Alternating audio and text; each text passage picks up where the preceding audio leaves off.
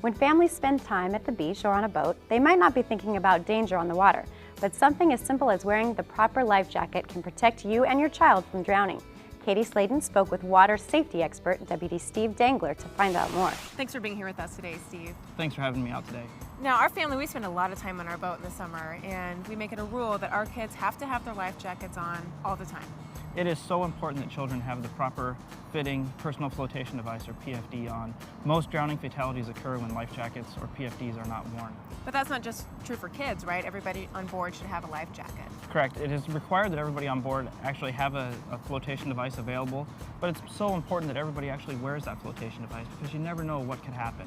So it's also important for us as parents, it's our job to set a good example. It is. Being a role model to your children is the most important thing because they're going to do what you do. And just knowing how to swim or being a good swimmer isn't always enough to protect ourselves or our children. And the shock of hitting cold water can cause a child or even an adult to stop breathing. Commonly what will occur is you'll gasp for a breath of air, and in doing that you'll suck in the water. Wearing a life jacket will greatly reduce the risk of drowning. So these are really great tips, Steve. Now, how do I know as a parent that my child is wearing the proper life jacket, first of all, and also that he's wearing it correctly? Well, first and foremost, you want to take a look at the label that's inside the life jacket. You only want to purchase a life jacket that is United States Coast Guard approved.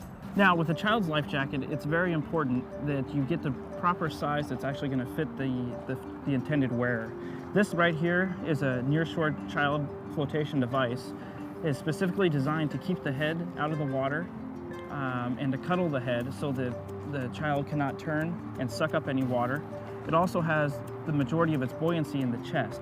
Children float a lot differently than adults and have different weight distribution than adults, which tend to put them face down. So this particular life jacket itself has no buoyancy in the backside, where it has all the buoyancy in the chest and behind the head. And that in itself is just to keep the child lifted up above the water, keep the head out, and keep the chest afloat. And it's very important that you make sure all the straps are securely attached, especially the crotch strap here. This one goes in and through the legs, and it's going to help prevent the life jacket from going over the shoulders of the child. Okay, so what's this for? The handle on the top of the neck here is just in case the child ends up going into the water. It's an easy handhold for an adult or their guardian to just be able to pull them right out of the water. Great. Okay, so how do I know that I'm buying the right size PFD for my child? You'll want to check the user weight label on the inside of the PFD to make sure that's going to be the perfect one for the intended user. And the child's PFDs come in 3 different sizes, from infant, child, and youth.